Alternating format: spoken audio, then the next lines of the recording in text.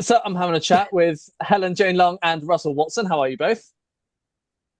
Very good, Jim. Yes, very good this morning. Thank you. Good, good, great to hear. So we will be playing a new single of yours called "Unremember" after this interview. Why don't one of you tell us a bit about the single? Helen, Oh, fire good to away. be.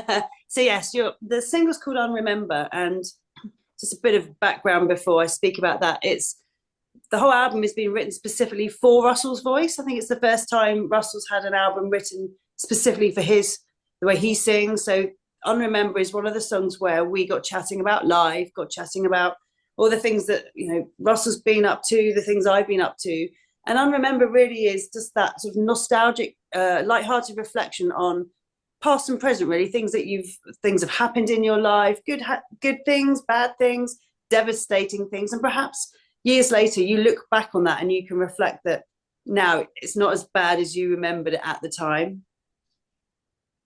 So Nice, it's kind of a nice. way of being able to, yeah, laugh at yourself and see humor in these things. Yeah, yeah, absolutely. And as mentioned, that's off your new record. Together, you guys are releasing "Shine."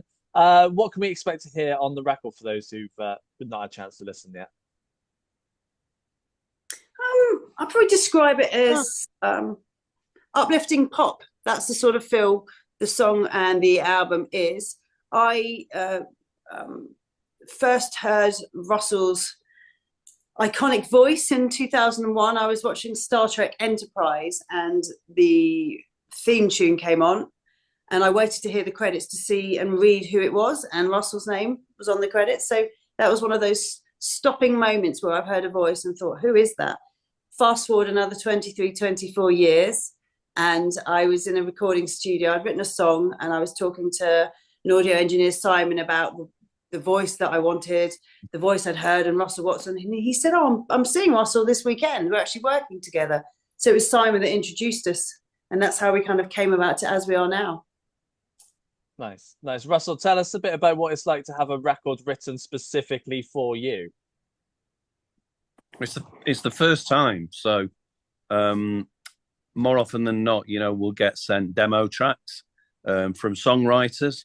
But again, they're probably plied out to lots of different people, lots of artists in the public eye. So to actually have an album constructed, I mean, Helen and I spoke extensively about life, about relationships, about, everything that I've been through in my life, some of the good times, the bad times. And Helen went away and then constructed an album. And I'm not talking about just the music, but I think maybe the lyrical content, especially, has been constructed around, what Helen felt would represent kind of, I wouldn't say my life story, but would represent, my thought process. And so with that in mind, when we headed down to Abbey Road Studios to start making the record, I was already buzzing. I was already, for getting in there and delivering, one of my best vocal performances. And I think it's funny, Helen mentioned when she listened when she heard my voice way back in 2001 on the Enterprise series. I get lots of people coming up to me and saying, "I didn't know you sang the Star Trek theme tune. It doesn't sound like you." Well, the amazing thing is, it actually does sound like me because, prior to having the classical career, which commenced in 2000, 25, it's my 25th anniversary this year. But prior to that, predominantly what I was singing when I was working in the clubs and so on was pop music. So in many respects, I've gone full circle and ended up singing, what I would say is more pop repertoire. And it's a side of my voice that actually I really like, and probably I would dare I say it feels most natural to me. Nice, nice. And Helen touched on earlier how you guys got together. Russell, what was it like for you to get that call to say, well, the meeting, I guess, to say that Helen wanted to write music for you? Well, we didn't. It wasn't. It kind of wasn't like that. Simon approached me. He's Helen's sound engineer, And Simon approached me because he was doing the front of house sound for one of my concerts. And he came over to me and said, look, the lady called Helen Jane Long. Now, I didn't, if I'm being honest, I didn't really know Helen by name, but I was definitely familiar with some of her work. You know, she worked on the Lord of the Rings trilogy. She wrote the Mercedes F1 theme tune, the British Airways theme tune. I mean, the list is endless of the work that she's done. So I was definitely familiar with her work. And straight away, you know, as soon as Simon started rattling off what Helen had done and what she'd worked, and I said, yeah, this sounds really interesting. So we got together. Helen came over to my place, brought a couple of demo tracks with her, which were basically at that stage were just sort of, you know, computerized piano versions of the songs that they eventually developed into.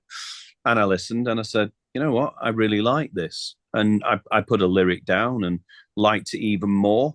And then from there, we kind of, you know, each week, Helen would ring, I've got another idea, I've got another song.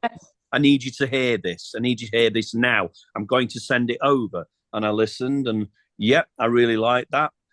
We'll be over in 2 weeks' time. We'll record some more. And by the time we'd finished, we had an album's worth of songs. And it was pretty much, that was how it went. It was good. Nice. And I like to talk about writing and the composition side of things. So for you, Helen, how do tracks normally start off for you?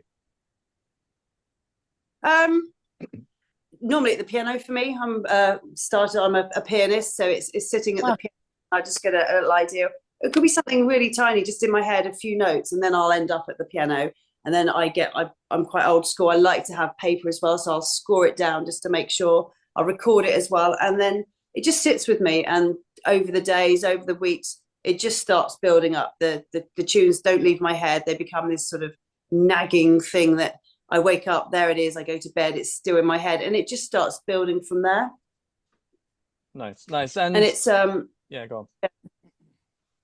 And then it's layered up. So I compose, but I also arrange and score everything myself. So all the gospel choir backings, all the string arrangement, everything has been done by myself. And then we then sort of branch out. And then it starts with Russell's voice, but it also ends with Russell's voice. So by the time all the arrangements are done and Russell starts singing on top of the finished stuff, we'll still tweak it. It's not, you have to be flexible because his voice has got such nuances in it, and it's so vibrant that I do tweak and change things even in the recording studio. Yeah, absolutely. And you've worked on a load of projects, film, TV, documentaries, your own kind of releases as well. When it comes to working for others and for companies, how easy do you find it to work maybe with their constraints or ideas that they have before you kind of submit music for their use?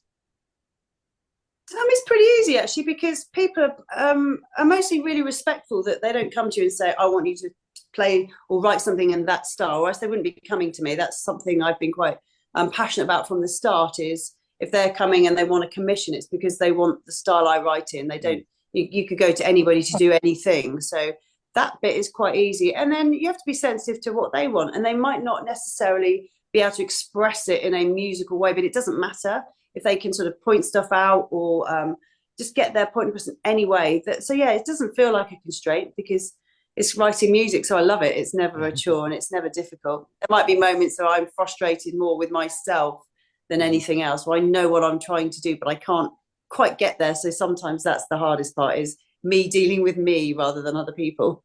Yeah, no, absolutely. And Russell, it's the first time you've been on an album in, I think, about 9 years that Aled Jones not been alongside you. What's it like not working with him for once? Yeah, it's strange because I was starting to feel like he was attached to my hip. So, it's not actually the first time we recorded an album a couple of years back, but it's the first time that I've done an album of this nature where I've really felt a connection with music that has been specifically written to me, which is very exciting. I mean, I love Ali to bits, and we had so much fun on our collaboration, touring and everything. We're like two children when we get together as well. So it's always great fun. The thing is when you're working with someone like Helen and Helen, exactly the same. Kindred spirits that where really don't take anything too seriously in life and can just laugh at everything that everything that comes by. And that's pretty much I was with Alid, and it's a continuation of that with Helen. We find the funny side of most things, and it's a refreshing thing. Yeah, I bet. And you touched on touring, and you've got a lot of touring coming up this year. I bet you can't wait to be on the road again. Yeah, it's a big tour this year. We're on with AEG. It's my 25th anniversary tour, so quarter of a century since the release of the first album, The Voice. Can't believe how quickly that time's gone. Just flown by. I mean, when I think about the first day we stepped into George Martin's studio at Air Lyndhurst with 72-piece Royal Philharmonic Orchestra and Nick Ingham at the baton, it only seems like yesterday. But then when I think about everything that's gone by in between all that, it seems like 3 lifetimes ago. Yeah, I can well imagine. And Helen, you've got a show at Christmas as well. You've got a Christmas show. Are you looking forward to that? And are you hoping to add some more dates to your calendar this year as well? Yeah. I mean, I normally do tour for the States, but I've got my London show on the 6th of December, my Christmas one. And then I've delayed because of the stuff that I've been doing with Russell. My American tour will take place next year now. I've moved it, but yeah, we'll be doing some stuff together. We haven't decided which dates, but we'll be joining forces and having some fun on stage too. How are the plans coming for that? For my tour, for the joint of tour for you two together. I mean, I started singing already. I've been practicing because I feel that I could probably do quite a good job on stage. Russell's heard my voice. I think it's look at that face. Look at that face. Yeah, I have heard your voice. I think maybe we'll just stick with playing the piano for now. Just to start with. And writing songs and arranging songs and writing lyrics and everything else that you do. I think that's enough. I don't think we need to hear you sing, Helen. I don't think we do. I think we heard that once and it was definitely enough. I'm intrigued now. I really want to hear it. You really don't. Like you really don't want to hear my piano playing. Yeah, no, that'd be good. Dear. Russell, I said we'll be doing some together as well. But what's lovely about his tour is going to be doing the whole mixture from all styles. It's a celebration of 25 years of Nice. Guys, it's been a pleasure. Is, you're right. It's been great having a chat with you both. Thank you.